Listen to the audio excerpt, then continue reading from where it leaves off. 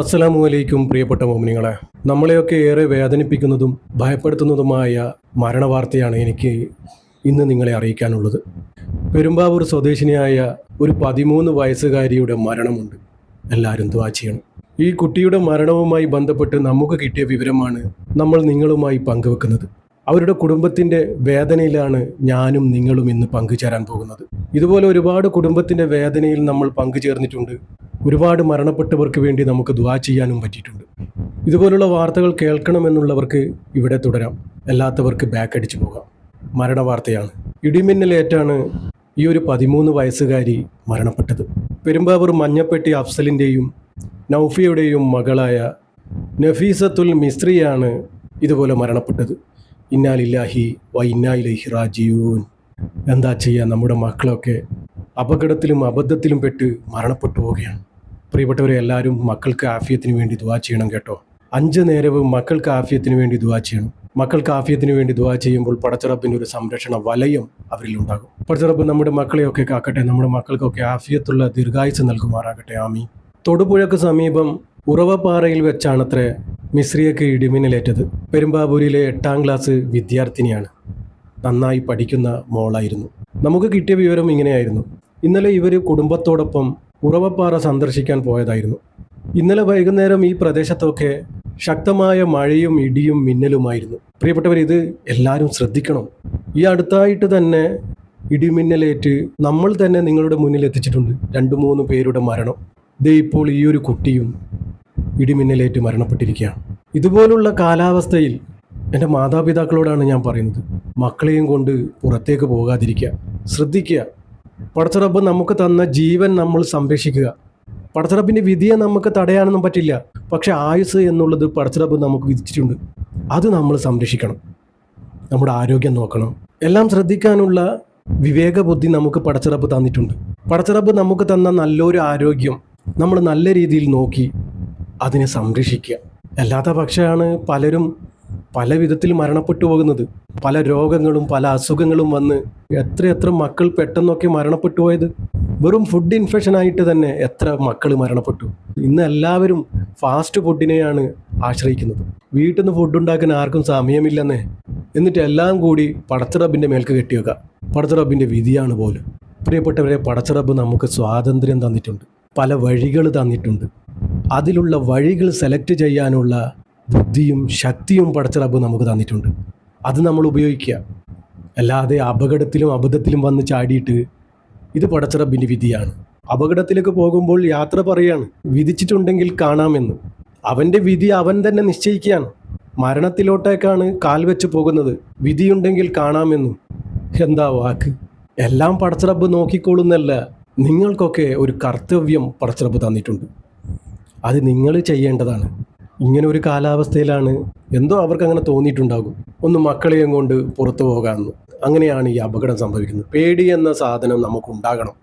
ഭയം നല്ലതാണ് നമുക്ക്. ഭയമില്ലെങ്കിൽ പോയി പല അപകടത്തിലും ചെന്നുപെടും നമ്മൾ. ഞാൻ ഇങ്ങനെയൊക്കെ പറയുന്നതുകൊണ്ട് നിങ്ങൾ എന്നോട് ദേഷ്യമൊന്നും തോന്നരുത്. നിങ്ങളുടെ സംരക്ഷണത്തിന് വേണ്ടിയാണ് ഞാൻ ഇതൊക്കെ പറഞ്ഞത്. ഈ ഒരു കുടുംബം ഉറവപ്പാറയിലെ ആ പാറക്കെട്ടിൽ ഇരിക്കുകയായിരുന്നു അത്രേ. ആ സമയം അവിടെ വല്ലാത്തൊരു കാലാവസ്ഥയായിരുന്നു. പെട്ടെന്നായിരുന്നു അതിശക്തമായ മഴയും കാറ്റും ഇടിമിന്നലോടെ വന്നത്. പെട്ടെന്നുണ്ടായ കനത്ത മഴയിലും ഇടിമിന്നലിലും അവർ പെടുകയായിരുന്നു. അതിൽ മിസ്രിയ മരണപ്പെടുകയും പിതാവായ അഫ്സലും പിന്നെ അവിടെയുള്ള പ്രദേശവാസിയായ ഗോകുൽ രാജ എന്നിവർക്കും ഇടിമിന്നലേറ്റ് അവരും അതീവ ഗുരുതരാവസ്ഥയിൽ ആശുപത്രിയിലാണുള്ളത്. പടച്ചറബ് അവർക്ക് എത്രയും പെട്ടെന്ന് പൂർണ്ണ ഷിഫയാക്കി കൊടുക്കട്ടെ. എത്രയും പെട്ടെന്ന് ആ ആശുപത്രിയിൽ നിന്നും സലാമത്താക്കി കൊടുക്കട്ടെ. ആമീൻ. മിന്നലേറ്റ ഉടനെ തന്നെ അവിടെ സ്ഥലത്തുണ്ടായവരും നാട്ടുകാരും ഒക്കെ കൂടി ഉടനെ തന്നെ ആശുപത്രിയിൽ എത്തിച്ചിരുന്നു. അതിൽ മിസ്രിയയാണ് മരണപ്പെട്ടത്.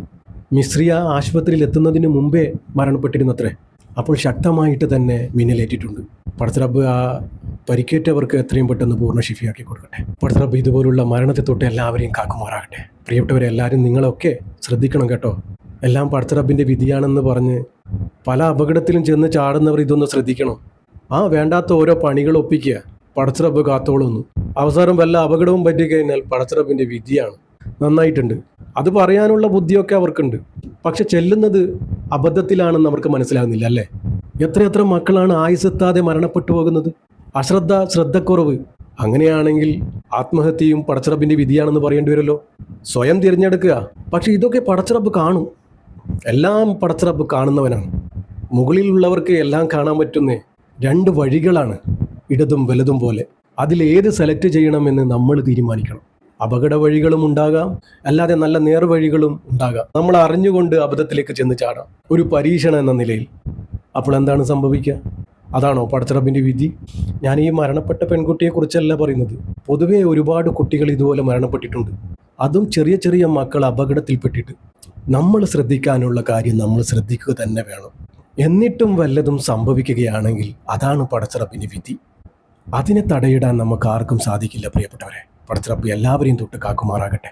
പടച്ചിറബ്ബെ അർഹമുറാഹിമായ റബ്ബെ, നഫീസത്തുൽ മിസ്രിയ എന്ന പൊന്നുമോള് നിന്റെ റഹ്മത്തിലേക്ക് വന്നിരിക്കുകയാണ് റബ്ബെ.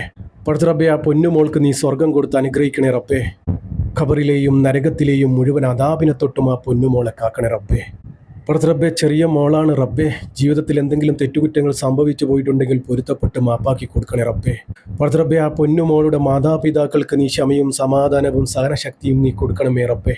പടച്ചിറബ്ബെ, മക്കൾ മരണപ്പെട്ട മാതാപിതാക്കളുടെ അവസ്ഥ ഞങ്ങൾക്കറിയാവുന്നതാണ് റബ്ബെ. നിനക്കറിയാലോ റബ്ബെ. ആ മാതാപിതാക്കളുടെ വിഷമങ്ങളും പ്രയാസങ്ങളും നിനക്കറിയാലോ റബ്ബെ. അവരുടെ നാളെ മുന്നോട്ടുള്ള ജീവിതം നീ റാഹത്തിലാക്കി കൊടുക്കണേ റബ്ബെ, സന്തോഷത്തിലാക്കി കൊടുക്കണേ റബ്ബെ. അവരുടെ മനസ്സ് മാറാതെ നീ തന്നെ നോക്കണേ റബ്ബെ.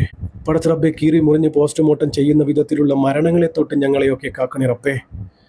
നമ്മുടെയൊക്കെ ജീവിതവും മരണവും നീ സന്തോഷത്തിലാക്കി തരണേ റബ്ബെ. ഈമാനോടുകൂടി ജീവിച്ച് ഈമാനോടുകൂടി മരിക്കാനുള്ള ഭാഗ്യം ഞങ്ങൾക്ക് ഇവർക്കും നൽകണേ റബ്ബെ. അവസാനം ലാ ഇലാഹ ഇല്ലല്ലാ എന്ന് ചൊല്ലി പുഞ്ചിരിച്ച് മരിക്കാനുള്ള ഭാഗ്യം ഞങ്ങൾക്ക് ഇവർക്കും നൽകണേ റബ്ബെ. പടച്ച റബ്ബെ, ഈ പാപിയായ സാധാരണക്കാരായ ഞങ്ങളുടെ ദുആ നീ സ്വീകരിക്കണേ റബ്ബെ. ഇവരുടെ ഖബറിലേക്ക് നീ എത്തിച്ചു കൊടുക്കണേ റബ്ബെ. ഇവരിലേക്ക് എത്തിച്ചു കൊടുക്കണേ റബ്ബെ. ആമീൻ ആമീൻ യാ റബ്ബൽ ആലമീൻ. പ്രിയപ്പെട്ടവരെ എല്ലാവരും ദുആ ചെയ്യാൻ പറ്റുന്നവരൊക്കെ യാസീനും ഫാത്തിയും മോദി ഹദിയ ചെയ്യുക ഇൻഷാ അല്ലാഹ്. ദുആ വസിയത്തോടെ അസ്സലാമു അലൈക്കും വറഹ്മത്തുള്ളാഹി.